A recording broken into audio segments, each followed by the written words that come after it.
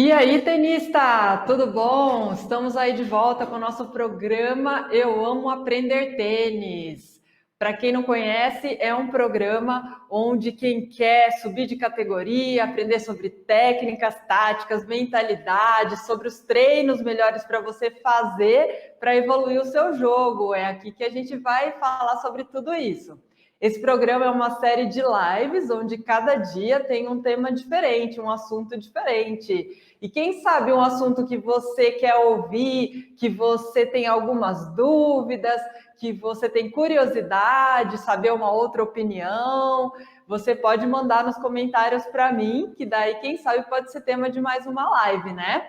Hoje as nossas perguntas vão ser respondidas no final, tá legal? Então pode deixar ali nos comentários, se você estiver no YouTube, no Instagram, no Face, tá bom? Pode deixar os seus comentários que ela vai ser respondida no final e se não for possível ainda hoje, em outro momento com certeza. Tá joia? O nosso tema de hoje é o que eu tenho que pensar na hora do jogo. Tem gente que tem dúvidas, né? Será que eu estou no caminho certo? Será que é isso que está me atrapalhando? O que eu faço? Eu deixo a cabeça do lado de fora porque a cabeça está me atrapalhando na hora do jogo, né? Porque às vezes a cabeça atrapalha o braço, que o braço faz tudo tão direitinho, né? No treino, como o que eu faço na hora do jogo que minha cabeça está pensando errado?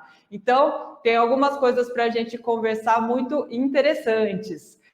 Esse tema, ele é muito importante, eu considero muito importante, faz parte das coisas que eu ensino nas minhas aulas e eu acho que faz parte do processo de desenvolvimento do tenista entender essas coisas e perceber quando ele está focando em coisas que vão ajudar ou vão atrapalhar ele durante o jogo, né? Surgiram especificamente dois comentários que são bem relacionados a isso. Então, ó, em um vídeo que eu publiquei, eu acho que foi o vídeo de regularidade, a Rose Santos, ela fez o seguinte comentário: meu problema é esse, eu quero ser tão técnica no jogo e isso me atrapalha. Bom, pode ser que você tenha se identificado com isso, né? As pessoas que querem ser muito técnicas na hora do jogo, pode ser que isso atrapalhe o jogo dela, mas que coisa, né? Que contradição. E um outro tenista que entrou em contato comigo, que é o Gilmar Araújo, se tiver por aí, Gilmar, dá um alôzinho. Convidei Gilmar para assistir a live de hoje, que tem tudo a ver com o assunto que a gente conversou. O Gilmar comentou que ele tem muito interesse no tênis, ler vários livros de tênis, claro, para ajudar, né, na trajetória dele como tenista. Um dos livros que ele leu foi o Jogo Interior de Tênis, que é do Timothy Galway. E ele comentou que uma coisa em dúvida que ele fica na hora do jogo é se ele tem que pensar na técnica para ele conseguir fazer a técnica de uma forma perfeita ou se ele deixa fluir, como é a proposta do Timothy Galway. Eu vou dar umas pinceladas aqui sobre o que fala o livro, até dei uma lida bem rápida, recente agora, para recordar. Eu tinha lido na época da faculdade e vieram algumas coisas na minha cabeça em relação a isso. Tá? Então, a gente vai conversar sobre isso. Então, a dúvida do jogo interior de tênis é muito interessante, porque são duas coisas quase que opostas, assim, você ficar pensando na técnica ou deixar fluir, né, ficar mais solto, não ter que pensar em nada disso. Bom, a primeira consideração que eu faço, que eu acho que é muito interessante, em relação ao nível que você está. Como eu sempre falo, eu acho que isso é fundamental, porque uma orientação para um tenista vai ser diferente de uma orientação para um outro tenista. Então, quando o tenista começa a aprender tênis, ele praticamente não sabe nada. Né? Ele pode ter uma herança de outros esportes, de outras práticas, habilidades tanto motoras quanto mentais, físicas, né? Se ele foi um esportista, ou ele pode vir com as habilidades da vida, né? As experiências que ele tem da vida para aprender um esporte novo, né? Então, o que acontece? A habilidade motora, ela obedece certas leis, existem teorias que vêm para esclarecer e melhorar a nossa didática para aprender essa habilidade motora. A habilidade no tênis, eu acho que vocês vão concordar comigo que é uma habilidade complexa, né? Não é simples a gente pensar em todos os movimentos que a gente tem que fazer durante uma esquerda de uma mão, durante um saque, né? Quantas articulações estão envolvidas.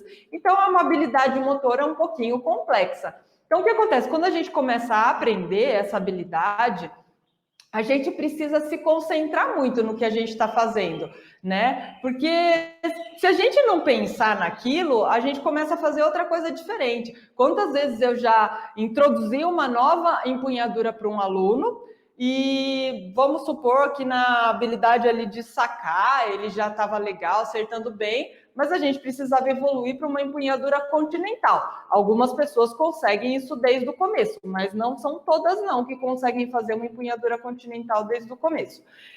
E aí ele começa a sacar, se eu não lembrar ele que ele tem que ajeitar a empunhadura, pode ser que em determinado momento ele comece a voltar para a empunhadura antiga. Né? E em relação aos movimentos, também pode acontecer a mesma coisa. De repente, a gente está num movimento de direita, em que o aluno ele acostumou a fazer uma preparação vindo por baixo e a gente começa a treinar uma preparação circular vindo por cima, destruindo o cenário, né? Ainda bem que não tinha nem raquete aqui, mas por cima.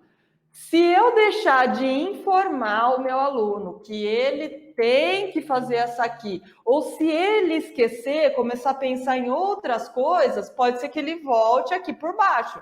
Então, a primeira fase da aprendizagem, a gente fala que é cognitiva. Então, você tem que pensar muito. Por quê? Por que é cognitiva? Porque não está automático. Chega uma hora que ela passa para o automático, né? Então, fica muito mais fácil, porque você não tem que ficar pensando, né?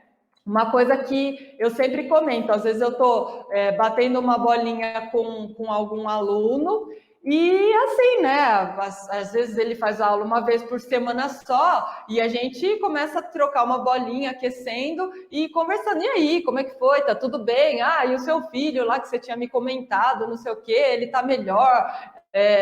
Tá indo bem na escola, sarou da gripe, participou do campeonato de taekwondo, sei lá, começa a conversar e eu tô batendo bola e eu não me atento que para ele tá difícil conversar, responder e bater na bola. Por quê? Porque para mim já é mais automático fazer, acertar, colocar na mão dele, e para ele é um pouco mais difícil ter que responder, fazer a resposta certa e ainda acertar. Né? Então, são fases diferentes que a gente tem do desenvolvimento nosso. Então, particularmente bem no começo da aprendizagem, a gente realmente tem que pensar muito no que a gente tem que fazer. Mas essa fase, ela não que ela passa tão rápido, para algumas pessoas ela passa bem rápida, né? E para algumas pessoas talvez ela demore mais, né? Tem a questão também das correções. Se você está fazendo algum tipo de correção, é quase como se estivesse aprendendo um movimento novo. E mais do que isso, você ainda tem que meio que esquecer aquele antigo que já está automático na sua cabeça. Então, daí já tem outra coisa que, né, fica difícil manter na sua cabeça ali o que você vai se concentrar. Então, para aprender habilidade, realmente a gente tem que pensar naquilo. Só que a questão é que o tema de hoje é no jogo, na hora do jogo. O que acontece? Muitas pessoas, por saberem da importância de uma boa execução do golpe, para a gente acertar bem a bola, muitas vezes levam isso para o jogo. E é uma grande preocupação, porque você começa a se preocupar só com isso, em como você ia ser técnico, né? Como a Rose falou, você quer ser tão técnica, então talvez ela queira fazer o movimento certinho, que ela está aprendendo, porque isso foi exigido dela, ensinaram para ela isso. Só que no jogo existem muitas outras coisas que a gente tem que pensar, tá? Que são importantes no jogo e são relacionados à parte tática, às percepções que você tem que ter do jogo, né, do próprio ambiente, tá ventando, não tá ventando, essa bola, ela tá, o organizador do torneio me deu uma bola 0 ou me deu uma bola que é um pouquinho mais murcha, dá muita diferença. Quanto mais alto o nível, você percebe diferença entre bola, entre uma marca e outra. Ah, não gosto dessa marca, gosto da outra, né? E no começo você não percebe certas coisas que você precisa aprender a perceber, né? Ah, percebi que o meu adversário, ele só manda bola lenta, ele não me ataca, ele só manda devagar. Então, são coisas que você tem que perceber durante o jogo. Então, são coisas mais importantes do que se preocupar com a técnica.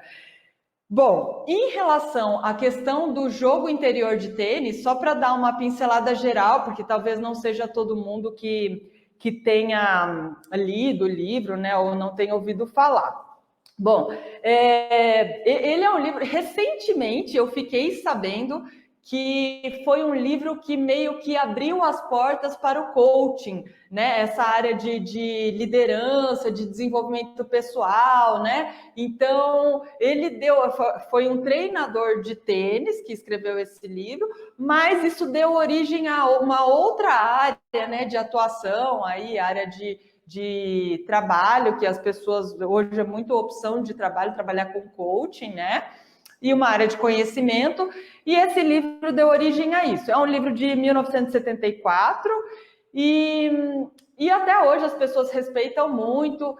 Só que na área de tênis, a gente tem que lembrar o seguinte, pensa na técnica, por exemplo, de 1974 e na técnica que existe hoje. Pensa na questão das metodologias de ensino que existiam naquela época e no que se existe hoje, né? Então, de lá para cá, várias ciências, a psicologia, né? A psicologia é uma ciência muito recente. Então, de lá para cá, quantos estudos não foram feitos, quanto não se foi provado, quantas pesquisas, né? Quanto não se analisou jogadores, tenistas profissionais, né? Para fazer uma lambança, uma mistureba de conhecimentos, que algumas coisas vão mudando. Em relação ao livro, ele fala do seguinte, que a gente tem dois egos, que é o ego 1 e o ego 2, e o que atrapalha? Às vezes, o ego 1, ele é muito comando, então ele decide o que precisa ser feito, e o ego 2 executa. Só que, para quem conhece uma aula de tênis, por exemplo, então, de repente, numa aula de tênis tem lá que você tem que colocar a perna esquerda, fazer a preparação no alto, fazer a terminação aqui. São tantas informações e o sujeito fica tão travado que ele não consegue acertar nada. Então, meio que o ego 2 não consegue executar. Então, ele fala que com tantas informações, tantas coisas, isso não ajuda a desenvolver bem o jogador. Então, ele tem que... O ego 1 precisava tirar um pouco o pé do acelerador, relaxar, confiar um pouco mais na execução do ego 2, né? E aí, numa parte posterior do livro, ele acaba chegando em alguns pontos bem interessantes, que é do jogo interior de tênis, que é o inner game, e passa a dar valor e importância às sensações, às percepções. Então, você está ouvindo bem a bola, né? Qual que é a sensação que você tem? Então você para um pouquinho de pensar na parte cognitiva, preciso fazer um movimento assim, num ângulo de 45 graus e 50 centímetros à frente e terminação 3,90. Para de pensar um pouco e deixa fluir, relaxa. Observa só um movimento e tenta fazer igual. Né? Então, eu acho que algumas coisas se misturam e eu coloco muito em relação à parte das teorias da aprendizagem motora. Porque, por exemplo, a gente tem que as pessoas, na maioria das vezes, elas aprendem muito por imitação, é uma coisa meio macaco, assim. Você faz um movimento e é muito mais fácil a pessoa aprender, a maioria das pessoas aprende uma habilidade motora imitando aquilo. né? Eu não necessariamente, eu vou ensinar um passo de dança, e aí ao invés de eu falar para vocês, 2 passos para a direita, 2 passos para a esquerda, apoia, gira, ao invés de eu fazer isso, eu demonstro o passo. E você vai tentar ir nas teorias de aprendizagem, a gente vê que a maioria das pessoas aprende melhor dessa forma, né? Com a demonstração. Mas nem todas, tem pessoas que são mais auditivas, tem pessoas que são visuais, sinestésicas, né? Existem diversas formas de se aprender, por isso que é legal a gente entender para poder ensinar, os professores para poder ensinar, e as pessoas para aprender também tem que tentar estimular os outros sentidos também para aprender. Bom, falado tudo isso, o que o Gilmar me trouxe foi que ele ficava um pouco confuso com as orientações do jogo interior de tênis, que diz para fluir, para deixar solto, né, para não obedecer tanto o ego 1, que fica só comandando, só que ele pensa do outro lado também. Então, ele está lá numa briga entre duas coisas, e eu não tenho que ficar pensando em ser técnico, em fazer o movimento direito e tal. E aí eu respondi o e-mail para ele da forma que eu achei mais completa, mas eu tenho certeza que tem muitas coisas ainda a se falar, né? Tem muitos detalhes. E em relação a esse contraponto, eu digo isso, na fase de aprendizagem e de correções, é uma fase cognitiva que você tem que pensar realmente. Então, de repente, você vai para o jogo e você não consolidou na sua cabeça um movimento novo de esquerda, por exemplo, talvez você tenha que ficar pensando em como fazer aquele movimento.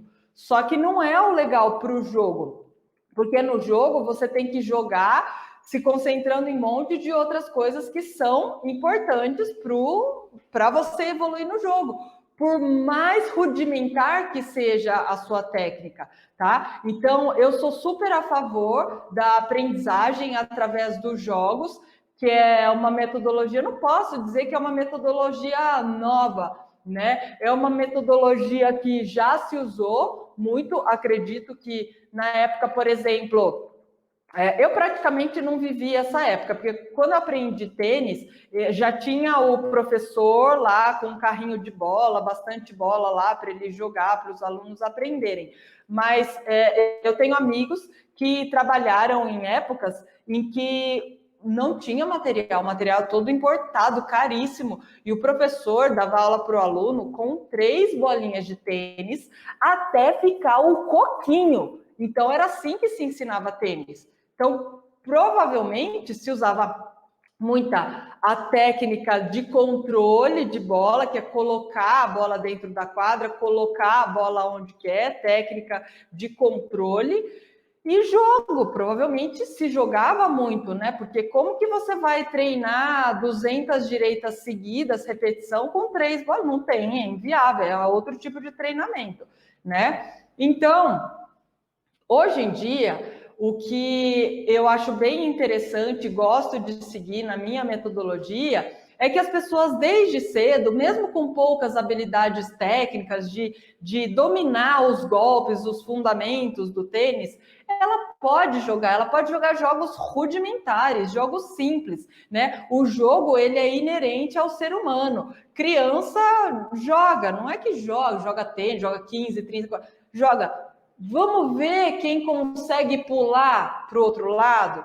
Vamos ver quem consegue subir nessa muretinha e se equilibrar sem cair? Vamos ver quem chega primeiro, né? Ou jogos com ela mesma, ela joga uma pedrinha para cima e tenta pegar, né? Então, são jogos que o ser humano brinca, joga e são naturais. E por que aprendendo tênis a gente não pode aprender a já jogar desde o começo? Vamos lá, vamos fazer necessariamente uma competição, mas um desafio. Vamos ver quantas você consegue equilibrar na raquete aí para cima, né? Que para muitos tenistas que estão assistindo, já jogam faz tempo, é uma coisa, isso aí é muito fácil, mas para quem, quando a gente estava começando, ou para uma criança, é muito difícil. Assim como, se eu pedir para vocês acertarem, de repente, 20 seguidas de esquerda na quadra, talvez seja um absurdo para alguns, né? Para outros, não. Então, existem os diversos níveis, mas alguns princípios eles acompanham. E o conseguir jogar, mesmo dentro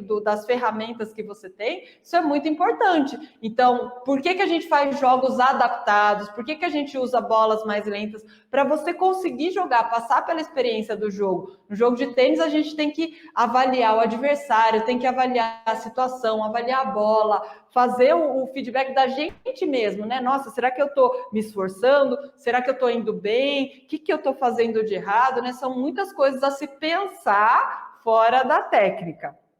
Bom, outra coisa que eu acho bem importante salientar também, que faz parte da área que eu gosto muito e eu acho que tem tudo a ver com a cabeça na hora do jogo, né? Seria a questão da pensar na fluidez, essa fluidez de deixar solto para não ter que ficar pensando muito. Ela foi mapeada obviamente, por muitos outros autores na área de psicologia do esporte, mas vou citar um autor que eu estudei, que foi o James Loehr, e ele mapeou, ele chama de estado ideal de rendimento, tá? Esse estado ideal de rendimento, eu vou citar para vocês quais são as características de quando um atleta está no estado ideal de rendimento. Ele deixa claro assim no livro que assim, isso aí é mais relacionado ao esporte de alto nível.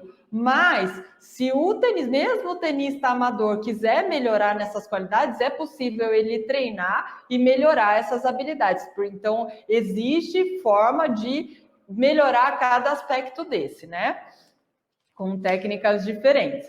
Então, o estado ideal de rendimento se caracteriza por o tenista estar relaxado fisicamente, mentalmente calmo, tem baixa ansiedade, está energizado, otimista, está sentindo prazer, sem esforço, automático, ele está alerta, mentalmente focado, autoconfiante e controlado. Nossa, sonhar não custa nada, né, gente? Quem dera a gente conseguisse ir para a quadra e se sentir com todas essas qualidades, ó. Então, assim, como que eu faço para chegar lá? Meu Deus do céu, me conta. Então, são várias qualidades, né? Então, a pessoa, às vezes, ela tá com a ansiedade baixa, né? Então, ela não tá aquela pilha, né? Só que ela pode estar no nível de energia baixo, e aí não é legal, entende? Ele pode estar com baixa ansiedade, mas ele precisa estar, olha aqui, ó, energizado, a energia dele está alta, a ansiedade está baixa, mas a energia está alta. Então é sutil isso aí, porque o que acontece? Ó, um fato que acontecia comigo, quando eu era novinha e tal, eu comecei a jogar torneio, e ficava super ansiosa, super nervosa quando ia jogar, né?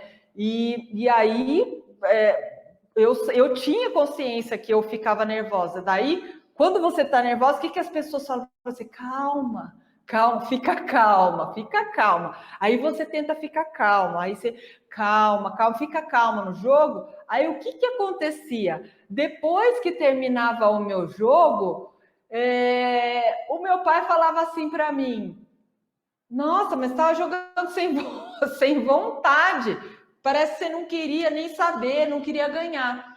Então, eu não sabia como fazer para ficar calma, mas ficar ativa, né? Esses conceitos eu não entendia, ninguém tinha ensinado para mim e eu não tive a capacidade de aprender sozinha, né? Porque eu sei que muitas pessoas têm a capacidade de desenvolver muitos conhecimentos a partir das suas próprias experiências. Não precisa sentar numa cadeira de faculdade para aprender determinadas coisas. As próprias experiências da vida, as reflexões, ela vai desenvolvendo e aprendendo e achando melhor. Mas existem qualidades que é sutil a diferença, né?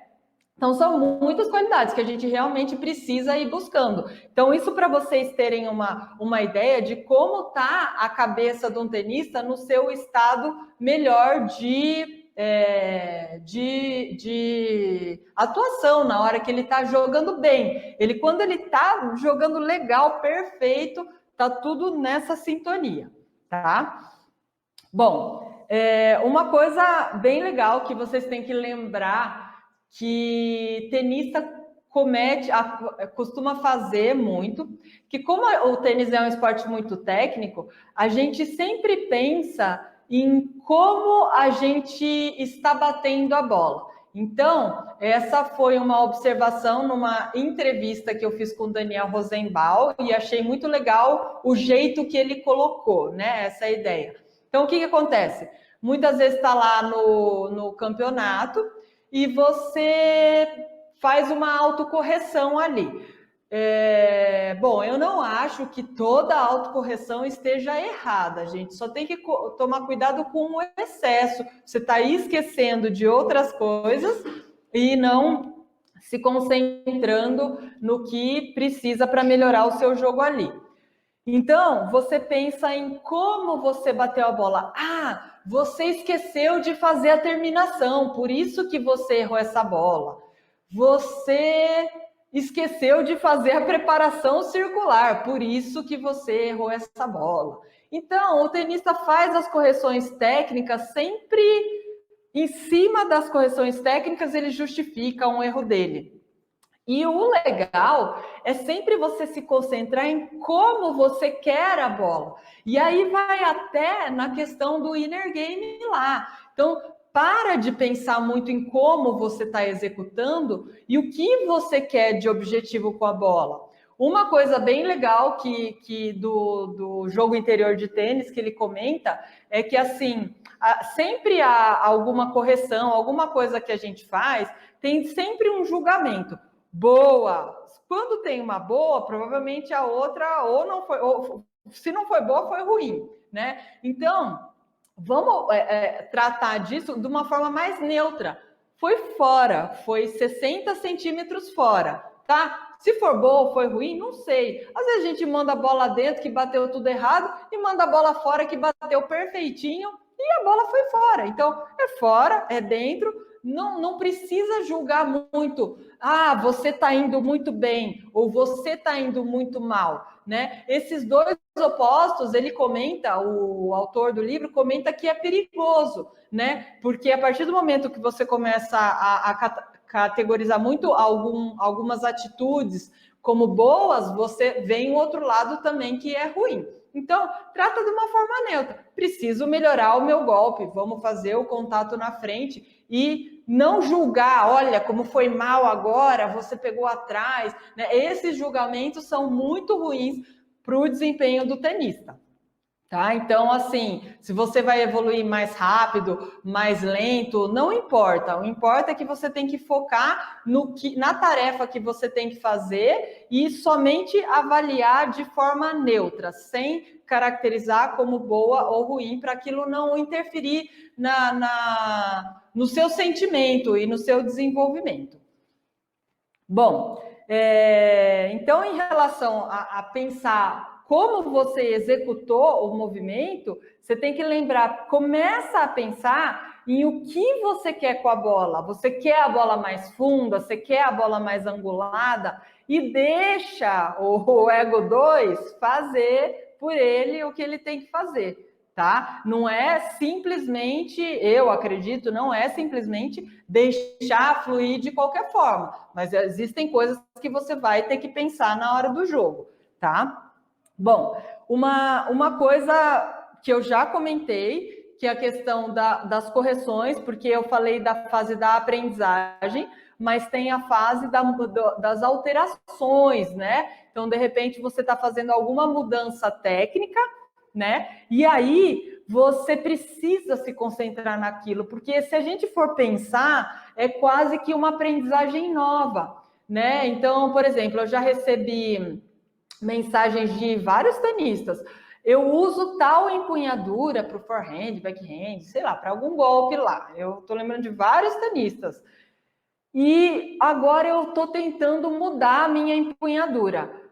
Então, esse começo é bem complicado, porque você tem que ficar se policiando se você não está voltando, né? Que entra naquela fase cognitiva, é quase como se você estivesse aprendendo um novo golpe, né? Quando o tenista consegue fazer de uma forma natural, virar de uma empunhadura para outra de forma bem natural, é fantástico, é muito legal, porque foi uma aprendizagem muito rápida, né? Mas pode acontecer de levar um pouco mais de tempo. E se acontece de você ter um torneio, né? Vai que você fez uma mudança de empunhadura, mas você quer de todo jeito participar do torneio da sua cidade. O que vai acontecer? Será que vai ser fácil ou difícil você usar a sua empunhadura nova? Eu acho que vai ser muito difícil. Por quê? Ou você vai prestar atenção na sua empunhadura e meio que sacrificar aquele jogo no sentido de, não tem problema eu perder, porque eu estou focando mais em tentar fazer, tentar jogar com uma empunhadura nova. Ou você vai esquecer aquela aprendizagem, e que eu vejo que acontece com alguns tenistas, que eles priorizam sempre os torneios, preciso participar daquele, e o foco é sempre na melhor performance, em ganhar, em ir para a final. E aí você deixa de evoluir as habilidades técnicas que você precisa para melhorar. Não só técnicas, às vezes até táticas. Você está fazendo uma mudança na estrutura do seu jogo. Você quer sair, você não quer mais ser um jogador tão defensivo e você passa a ser um jogador mais ofensivo. Só que no começo você erra tempo de bola, você erra a bola, você decide na hora errada atacar, né? Então tem várias coisas. E às vezes você precisa sacrificar alguns jogos para ir se acostumando, ir se adaptando, até se consolidar e aquilo ser uma aprendizagem efetiva para você. E em relação à habilidade motora, isso é muito certo. É bem difícil você conseguir fazer, mesmo que você já seja um tenista mais avançado, se você tem alguma mudança técnica, você conseguir aplicar essa coisa no jogo, né, vai deixar você meio confuso, né? Então eu acho que nesse caso que o Gilmar comentou lá, ficar em dúvida entre corrigir a técnica e fazer, deixar fluir, eu acho que cabe, né? Realmente tem essa dúvida e você tem que fazer uma opção. Mas se suas técnicas não estão sendo mudadas, você está treinando, tentando se aperfeiçoar, você tem que deixar fluir um pouco. Confia no que você já aprendeu e tenta se concentrar nas coisas relacionadas ao jogo, né? E uma coisa muito legal que eu comento da entrevista que eu fiz com a Judy Murray, ela falou uma frase muito bacana também, que eu achei muito, muito legal.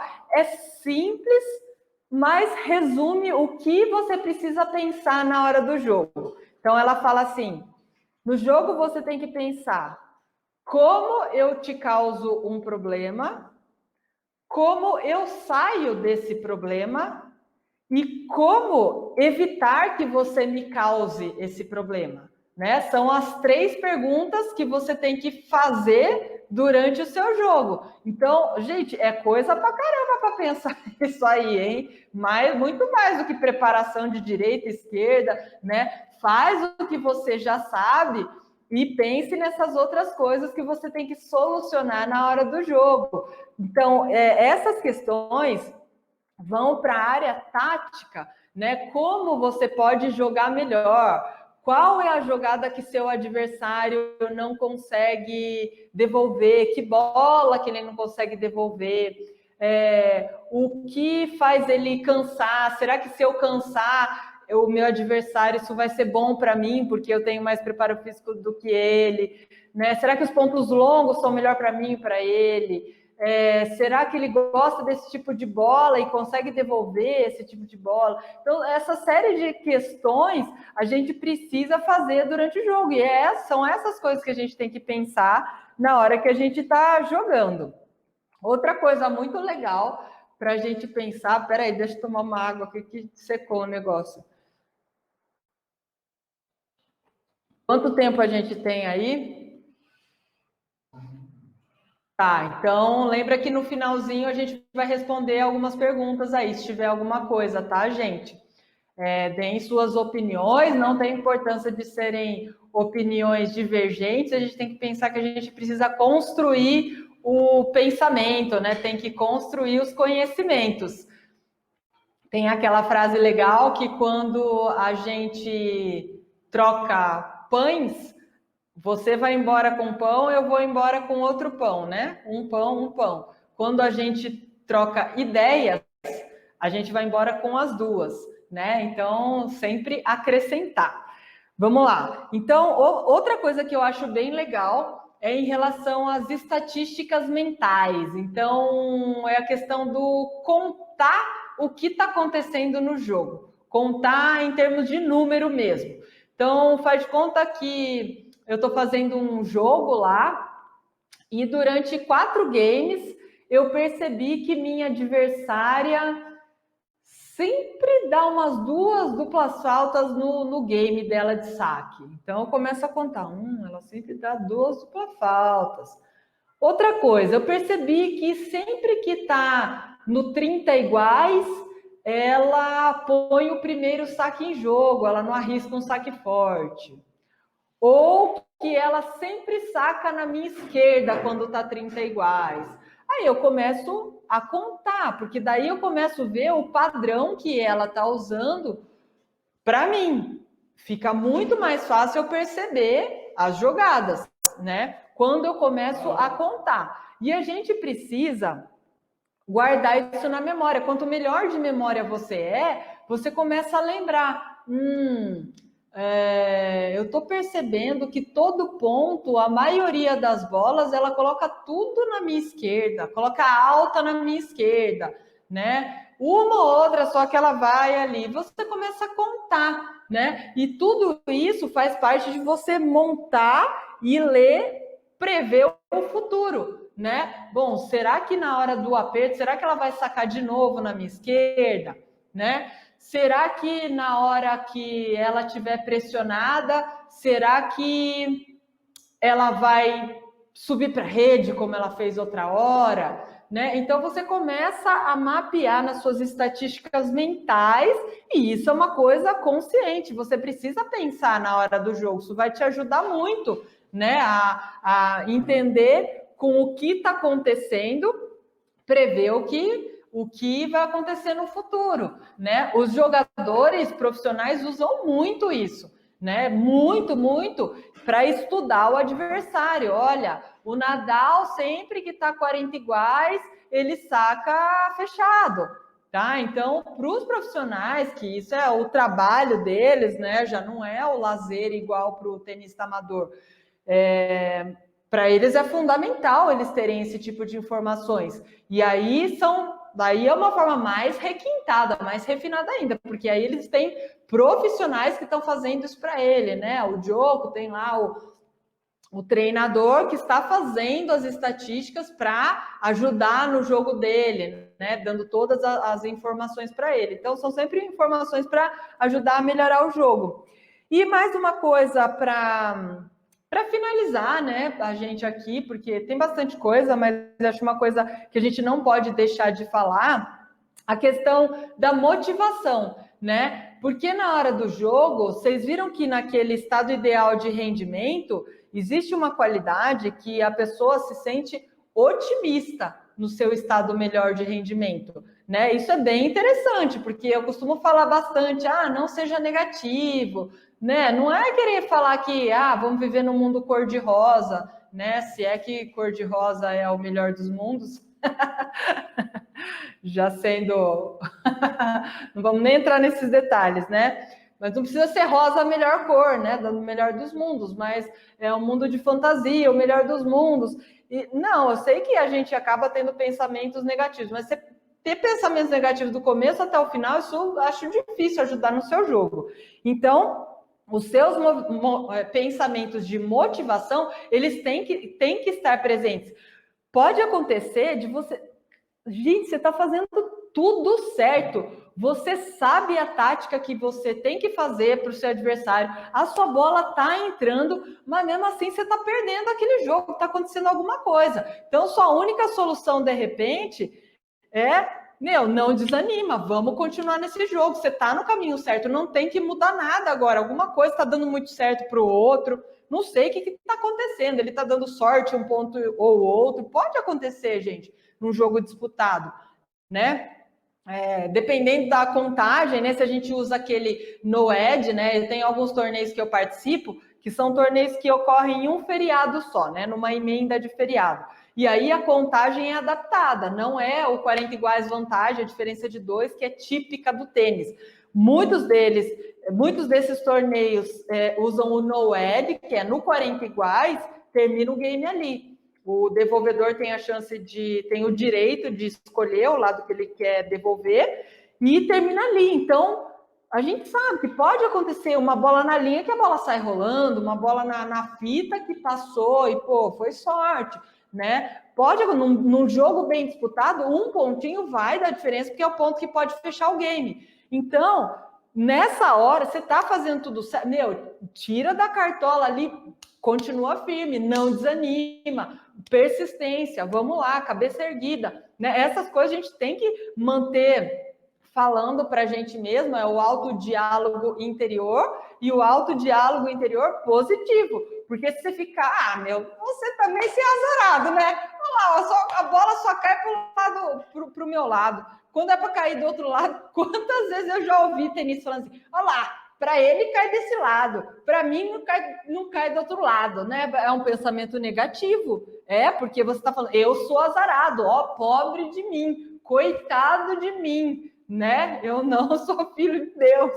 Sei lá o que a pessoa pensa, mas enfim, não pode se colocar nessa situação. Deu sorte, pensa de uma forma neutra. Deu sorte em 3, você não deu nenhuma, acontece, não é assim, né? Assim, é difícil terminar um jogo assim. Eu sei que existem detalhes que fecham games, e pode acontecer até de fechar um set, mas um jogo inteiro é mais difícil, né, gente? Então, mantenha essa sua motivação, o não desanimar e continuar até o final. Bom, em relação aos assuntos que eu tinha para passar para vocês hoje são esses, né? São vários pontos diferentes, não necessariamente eles se contradizem, mas eles são pontos de vista um pouquinho diferentes um do outro, e eu acho que tudo serve para acrescentar no nosso desenvolvimento quando a gente estiver na quadra. E agora vamos ver se tem alguma pergunta aí para a gente conversar, tem a ver com o assunto de hoje? Opa, ó, produção ali, ó. Só o Gilmar. Gilmar tá aí, Gilmar! Legal! Ele falou que você pode escrever um livro sobre aspectos mentais e táticos no tênis, que ele seria o primeiro a comprar. Ô, louco! E o tênis Paulinho falou que ele seria o segundo a comprar. Que responsa vocês estão me dando, gente! Me ajuda nisso aí, então, hein? Bom, vamos lá. Samuel Wesley, no Facebook. É certo pensar durante o jogo, eu sou o cara, mando a bola onde eu quero? Samuel, essa frase aí, eu acho que tem que tomar um pouquinho de cuidado, tem a ver com a autoconfiança, né? Eu comentei outro dia em outra live que tinha muito a ver com esse assunto também, da parte mental, né?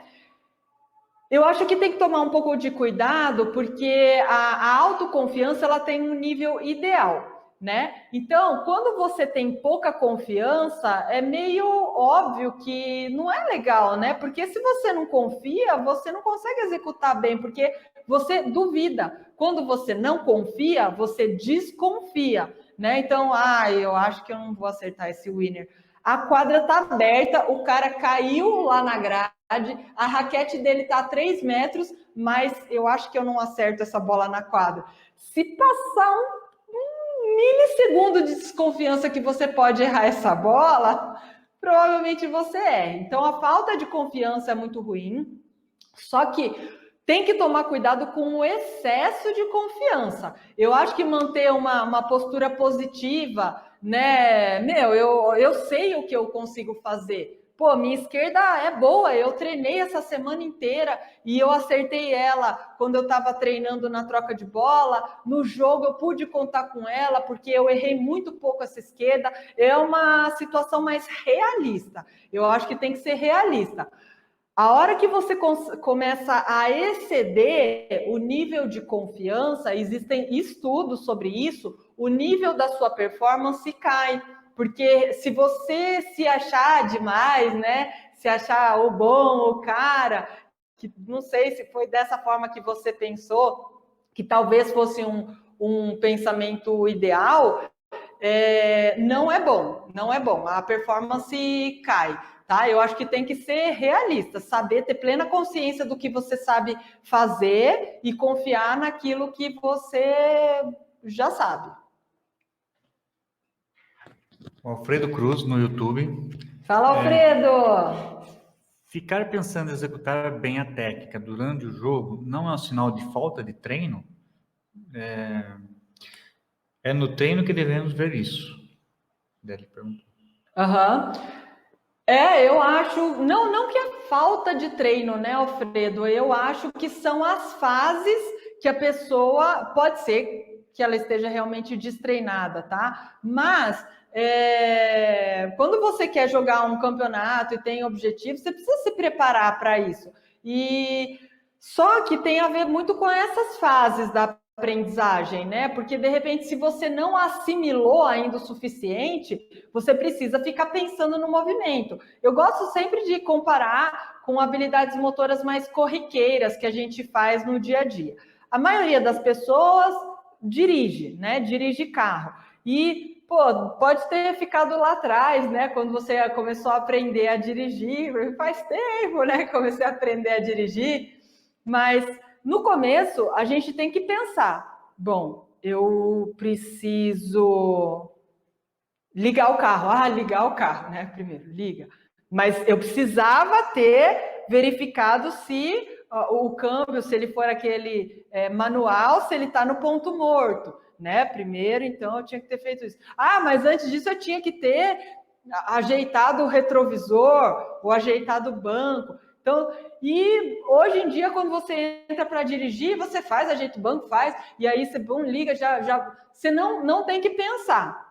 Porque é uma habilidade motora que você faz de forma automática. E a pessoa, quando ela está aprendendo, ela tem que pensar: agora eu tenho que pisar no freio, né? Mas agora vou virar, né? Muda para a primeira, muda para a segunda, né? Então, assim, o começo é bem assim.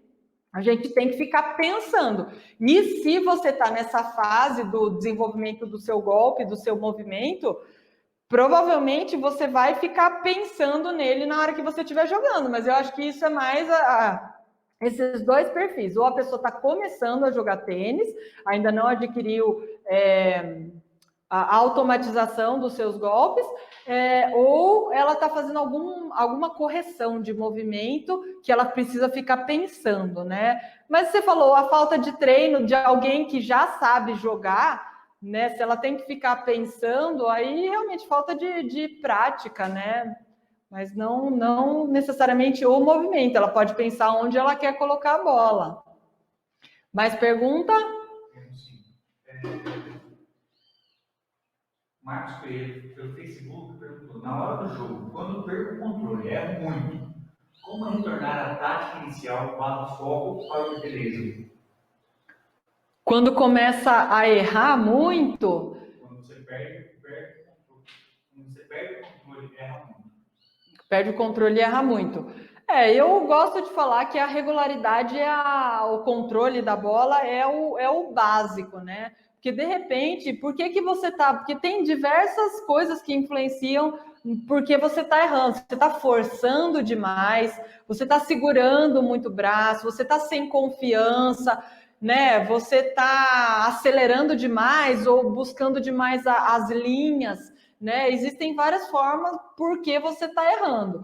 Eu acho que voltar e pelo menos conseguir colocar a bola em jogo é o mínimo que as pessoas têm que fazer para dar jogo, porque senão você está dando um monte de ponto de graça para o seu adversário, né? Então eu acho legal Eu acho uma tática bem básica, rudimentar, mas já vi muitos tenistas de alto nível, claro, na velocidade que eles batem, né? Mas já vi tenista de primeira classe que só tá passando bola para o outro lado da quadra e um que gosta de arriscar, gosta de bater, fica fazendo isso até o final do jogo e perder o jogo. Então, é uma tática rudimentar, mas funciona muito, né? E é responsável por ganhar muitos pontos. Você tem um nível grande de regularidade de controle da bola. A Thelma tem várias perguntas aqui, mas eu vou selecionar uma delas, tá?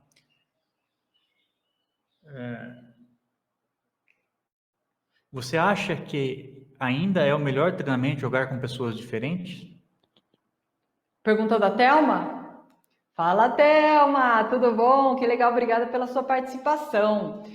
Eu acho fantástico jogar com pessoas diferentes, porque, como eu já comentei, eu já tive uma época que eu batia bola muito com meu pai. Eu sabia de cabo a rabo tudo que ele fazia, né? Quando você bate bola com poucas pessoas, treina com poucas pessoas, né? Ou só joga com algumas pessoas, você não tem experiências diversas. E o tênis tem uma não uma infinidade, mas existem muitas bolas diferentes. Existe bola alta, bola baixa, bola reta. E às vezes você estranha jogar com um determinado adversário porque a bola dele é diferente e o tipo de jogada que ele impõe ali no jogo, o ritmo que ele impõe é estranho. Uma hora ele só passa a bola, outra hora ele vem para a rede e ataca, né? Precisa ter uma leitura e grandes experiências para melhorar, desenvolver o seu jogo. É muito importante jogar com diversas pessoas, sim, eu acho.